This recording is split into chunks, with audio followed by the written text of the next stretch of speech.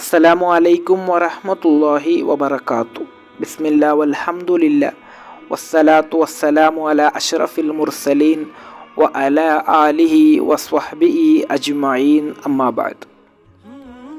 ಅತಿ ಹೆಚ್ಚು ಜನರು ನಮಾಜ್ನಲ್ಲಿ ಮಾಡುವಂತಹ ಒಂದು ತಪ್ಪು ಯಾವುದು ಗೊತ್ತೇ? ಇದರಿಂದಾಗಿ ನಿಮ್ಮ ನಮಾಜ್ ಅಸಿಂಧು ಆಗಲಿದೆ. ಈ ತಪ್ಪು ಸಾಮಾನ್ಯವಾಗಿ ನಿಮ್ಮಲ್ಲಿ ಸಂಭವಿಸುವುದಾದರೂ ಕೂಡ ನಿಮ್ಮ ನಮಾಜ್ ಅಲ್ಲಾಹನು ಸ್ವೀಕರಿಸಲ್ಲ, ಅದು ಸ್ವೀಕಾರ್ಯವಲ್ಲ, ಅದು ಅಸಿಂಧು ಆಗಿದೆ. ಆದ್ದರಿಂದ ಈ ತಪ್ಪು ಇನ್ನು ಮುಂದೆ ಯಾರ ನಮಾಜ್ನಲ್ಲೂ ಕೂಡ ಉಂಟಾಗಬಾರದು. ಈ ಒಂದು ತರಗತಿ ಕೇಳಿದ ನಂತರ ಆ ತಪ್ಪನ್ನು ನಾವು ತಿದ್ದೋಣ. ಇಮಾಮ್ ಮುಸ್ಲಿಮ್ ರಲಿಯಲ್ಲಾಹು ಅನ್ಹು ರವರು ವರದಿ ಮಾಡಿದಂತಹ ಹದೀಸ್, ಅಬ್ದುಲ್ಲಾ ಇಬ್ನುಲ್ ಅಬ್ಬಾಸ್ ರಲಿಯಲ್ಲಾಹು ಅನ್ಹು ರವರಿಂದ ನಿವೇದನೆ. ಅನ್ನ ರಸೂಲುಲ್ಲಾಹಿ ಸ್ವಲ್ಲಲ್ಲಾಹು ಅಲೈಹಿ ವಸಲ್ಲಮ ಕಾಲ, ಪ್ರವಾದಿ ಸ್ವಲ್ಲಲ್ಲಾಹು ಅಲೈಹಿ ವಸಲ್ಲಮರು ಹೇಳಿದರು, ಉಮಿರ್ತು ಅನ್ ಅಸ್ಜುದ ಅಲಾ ಸಬ್ಇನ್. ಪ್ರವಾದಿ ಸ್ವಲ್ಲಲ್ಲಾಹು ಅಲೈಹಿ ವಸಲ್ಲಮರು ನನ್ನೊಂದಿಗೆ 7 ಭಾಗಗಳನ್ನು ನೀನು ಸುಜೂದಿನಲ್ಲಿ ನೆಲಕ್ಕೆ ಇಡಬೇಕು ಎಂದು ಹೇಳಿದ್ದಾರೆ. ಅಂದರೆ ಸುಜೂದ್ ಮಾಡುವಂತಹ ಪ್ರತಿಯೊಬ್ಬನ ಈ 7 ಭಾಗಗಳು ಅಂದರೆ ನೆಲಕ್ಕೆ ಅದು ಸ್ಪರ್ಶಿಸಬೇಕು. ಅದೇ ರೀತಿ ವಲ ಅಕ್ಫಿತ ಶಾರ, ಕೂದಲನ್ನು ಮಡಚಿಡಬಾರದು. ಅಂದರೆ ನಮಾಜ್ ಮಾಡುವಂತಹ ಯಾರೂ ಕೂಡ ಕೂದಲನ್ನು ಮಡಚಿಡಬಾರದು. ವಲ ಸಿಯಾಬ, ಅದೇ ರೀತಿ ಬಟ್ಟೆಯನ್ನು ಕೂಡ ಮಡಚಿಡಬಾರದು. ಬಟ್ಟೆಯ ಕೈಗಳನ್ನು ಮಡಚಿಡುವಂತಹ ಸ್ವಭಾವ ಇರಬಹುದು, ಅದು ಕೂಡ ಮಾಡಬಾರದು. ಇನ್ನು ಸುಜೂದಿನಲ್ಲಿ ಇಡಬೇಕಾದಂತಹ ಭೂಮಿ ಸ್ಪರ್ಶಿಸಬೇಕಾದಂತಹ 7 ಭಾಗಗಳು ಯಾವುದು? ಅಲ್ ಜಬ್ಹತಿ, ಒಂದನೆಯದ್ದು ನೆತ್ತಿ. ವಲ್ ಅಂಫು, ಮೂಗು ಎಂದು ಹೇಳುವಾಗ ಮೂಗು ಕಡ್ಡಾಯವಾಗಿ ಸ್ಪರ್ಶಿಸಬೇಕೆಂದಿಲ್ಲ, ಸುನ್ನತ್ತಾಗಿದೆ.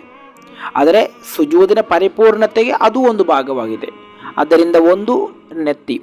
ಅದೇ ರೀತಿ ವಲ್ ಯದೈನಿ, 2 ಕೈಗಳು.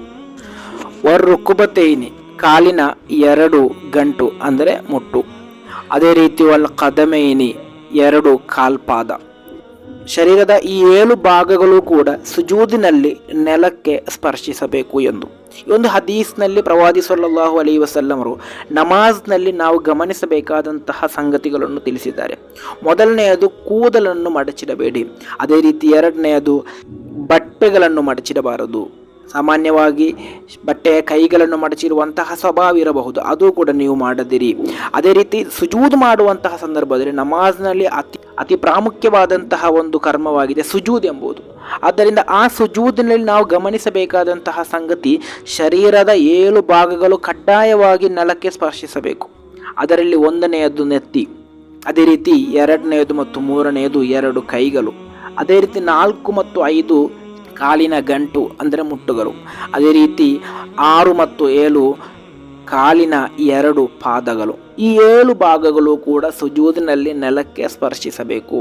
ಆದ್ದರಿಂದ ಈ 7 ಭಾಗಗಳಲ್ಲಿ ಯಾವುದಾದರೂ ಒಂದು ನಷ್ಟ ಹೊಂದಿದರೂ ಕೂಡ ನಿಮ್ಮ ಸುಜೂದ್ ಸ್ವೀಕಾರ್ಯವಲ್ಲ. ಸುಜೂದ್ ಸ್ವೀಕಾರ್ಯವಲ್ಲದ ಕಾರಣ ಆ ನಮಾಜು ಕೂಡ ಅಸಿಂಧುವಾಗಿದೆ. ಆದ್ದರಿಂದ ನಮಾಜ್ ಸಿಂಧು ಆಗಬೇಕೆ, ನಮಾಜ್ ಸ್ವೀಕಾರ್ಯವಾಗಬೇಕೆ, ನೀವು ಸುಜೂದಿನಲ್ಲಿ ಈ 7 ಭಾಗಗಳನ್ನು ನೆಲಕ್ಕೆ ಸ್ಪರ್ಶಿಸುವಂತೆ ಸುಜೂದ್ ಮಾಡಿ. ಅಲ್ಲಾಹನ ಆ ರೀತಿ ಮಾಡಲು ನಮಗೆ ತೌಫೀಕ್ ನೀಡಿ ಅನುಗ್ರಹಿಸಲಿ. ನಮ್ಮ ಜೀವನದಲ್ಲಿ ನಾವು ನಿರ್ವಹಿಸಿದಂತಹ ನಮಾಜನ್ನು ಅಲ್ಲಾಹನು ಸ್ವೀಕರಿಸಿ ಅದಕ್ಕಿರುವಂತಹ ಪ್ರತಿಫಲವನ್ನು ಅಲ್ಲಾಹನು ನಮಗೆ ನೀಡಿ ಅನುಗ್ರಹಿಸಲಿ. ಅಸ್ಸಲಾಮು ಅಲೈಕುಂ ವರಹಮತುಲ್ಲಾಹಿ ವಬರಕಾತು.